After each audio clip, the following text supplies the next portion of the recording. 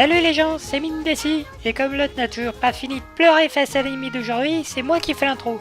Sortez les mouchoirs, car aujourd'hui, on parle de Clannad.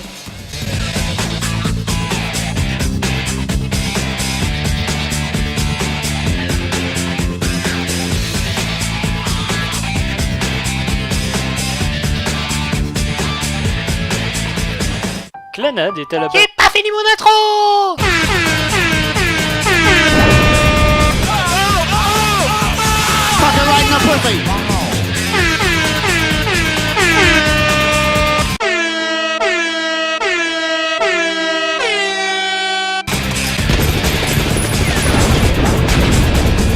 Note à soi-même, faire l'intro tout seul.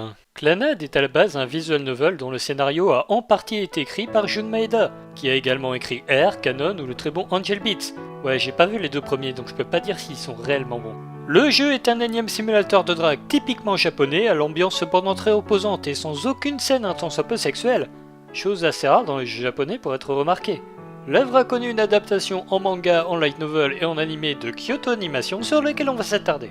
D'après le wiki, il y a aussi un film fait par Toei Animation. L'œuvre a connu une adaptation en manga, en light novel et en animé de Kyoto Animation sur lequel on s'attardera uniquement. Et le film? Ce film est un résidu de placenta qui n'aurait jamais dû voir le jour. Si on résume rapidement, le film est plus moche que l'animé. Les 2 saisons de 24 épisodes sont résumées en seulement 1h30. Les plans double écran sont dégueulasses. La luminosité bouffe un quart de l'écran et la mise en scène est hyper maladroite. Parce que là, on est d'accord qu'en se revend comme ça, elle ne pouvait que lui sucer la... Mais passons sans plus attendre au scénario. Tomoya est un garçon qui est depuis longtemps lassé par le système scolaire de son lycée. Il préfère en effet traîner dans les rues ou tout simplement prolonger ses heures de sommeil. Le jour de la rentrée, il croise une fille qui dit à haute voix « Papa !» Ce qui n'a absolument aucun rapport avec le reste de l'histoire. Il s'agit de Nagisa, une lycéenne ayant redoublé suite à un grave problème de santé.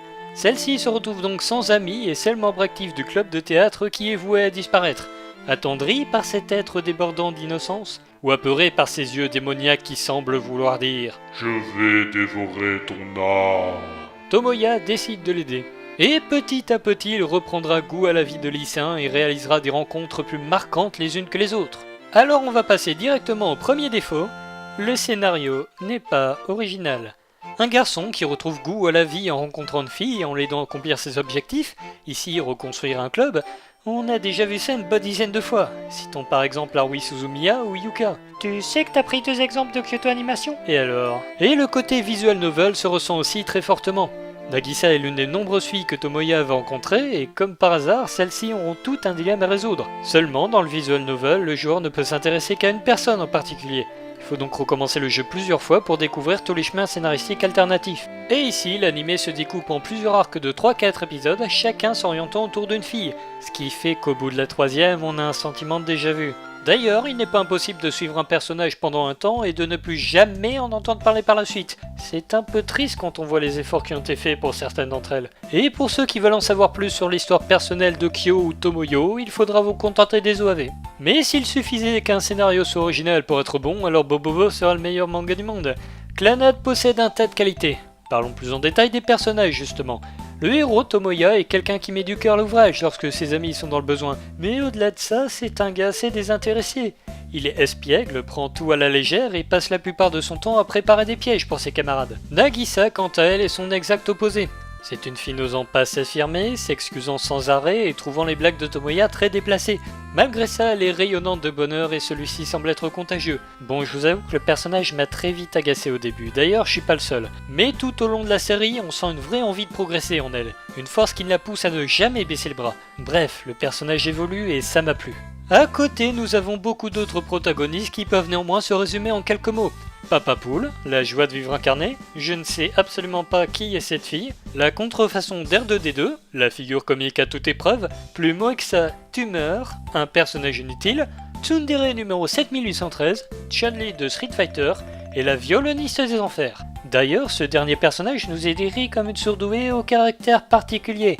Mais Maeda, tu sais que l'autisme c'est une maladie reconnue et qu'il n'y a aucune honte à dire ça de nos jours? Bon, je suis méchant avec les personnages, mais c'est vrai qu'ils permettent tous de véhiculer le thème principal de la série, la famille. Car oui, dans Clannad on retrouve le mot clan qui ici représente les liens familiaux. L'anime développe donc à travers chacun de ses personnages plusieurs problématiques originales liées aux relations parentales ou fraternelles. On constate alors une opposition entre les deux héros. Tandis que le père de Tomoya a sombré dans l'alcoolisme et la violence suite à la mort de sa femme, Nagisa mène une vie merveilleuse avec ses deux parents. Dans une interview, Jun Maeda a d'ailleurs déclaré avoir voulu représenter sa propre vision de la femme idéale avec les Furukawa. Tiens, et pendant qu'on parle du cast, j'aimerais bien savoir qui était en charge du Chara Design. Non mais regardez-moi ces yeux, je sais pas ce qui est plus flippant entre ça et les titans de SNK. Bon, d'habitude je suis pas le premier à cracher sur les yeux immenses, on peut même dire que j'aime ça. Mais là, il y a quand même des limites. Tu veux qu'on reparle du film? Ok, j'ai rien dit. Mais si on oublie le car design, la réalisation est quant à elle excellente. Kyoto Animation nous offre des décors soignés et l'animation est un pur chef-d'œuvre, même si les premiers épisodes sont légèrement plus travaillés que les autres. Les scènes avec la petite fille et l'ours en métal restent encore aujourd'hui de véritables claques visuelles dans la gueule. Et attends, là c'est que la première saison. Bon, par contre ne cherchez pas de s'en se cacher car ce ne sont que de simples démonstrations graphiques. Démographiques et musicales. L'OST de Clannad, bien que discrète, est aussi de très bonne facture et surtout jouée dans les moments les plus judicieux pour mettre à nu vos sentiments. C'est à la fois émouvant, pesant, mélancolique, combinaison étrange dit comme ça mais qui ne vous laissera pas indifférent lors du visionnage. Les openings ne sont pas en reste et contiennent même du spoil intelligent. Le spoil intelligent, selon moi, c'est quand une scène ou une image, a priori sans aucune utilité, prend toute sa signification passé un certain point dans l'histoire. Ce moment où un éclair de lucidité nous traverse et on se dit « Ah d'accord, en fait ce passage... Ah mais c'est génial !» C'est aussi le cas pour l'un des openings de Toradora par exemple. C'est juste de la réutilisation d'images en fait. Ta gueule. Mais si vous demandez à quelqu'un de citer une musique de Clannad, alors il y a 90% de chances pour qu'il vous chante ceci. Dango, dango, dango, dango, dango, daikatsuku. Cette chanson est tout simplement mon ending favori et je vous cache pas que lorsque j'étais au bord des larmes, les premières notes ont eu raison de moi. Sans trop vous en dévoiler, la grande famille des Dango n'est pas présente uniquement dans le générique. C'est aussi un véritable symbole, une boule de bonheur qu'il suffit de serrer pour se sentir mieux. Néanmoins, la véritable mascotte de cet animé, c'est ce marcacrin. Je te signale qu'on dit marcassin. Non, désolé, mais ça, c'est un marcassin et ça, c'est clairement un Pokémon.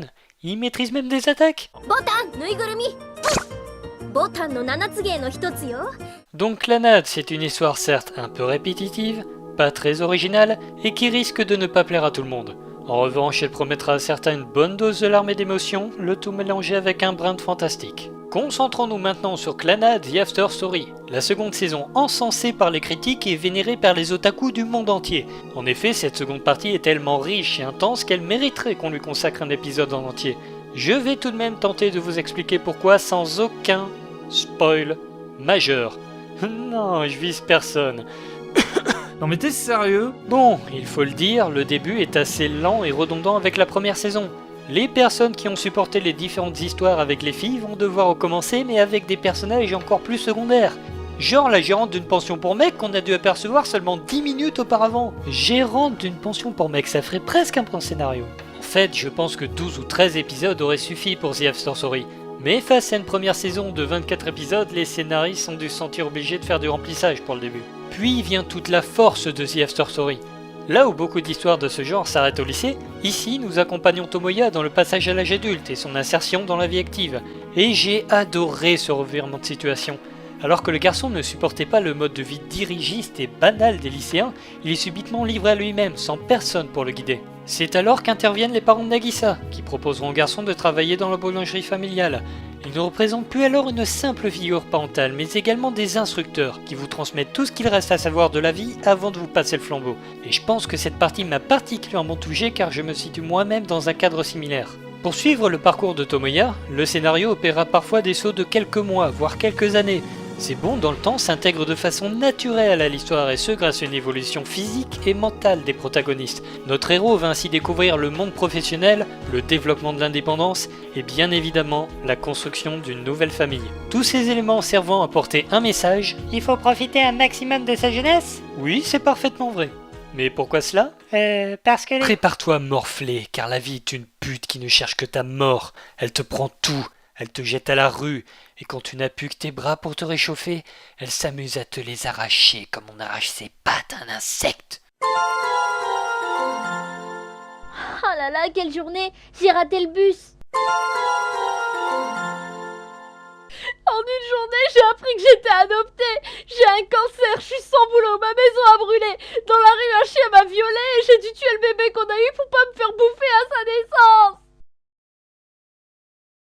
Bon, je vous rassure, Clannad est une œuvre tout public et il n'y a rien d'aussi extrême. Mais dans la première saison, on avait un équilibre presque parfait entre le comique et le dramatique. Ici, l'humour est quasi inexistant.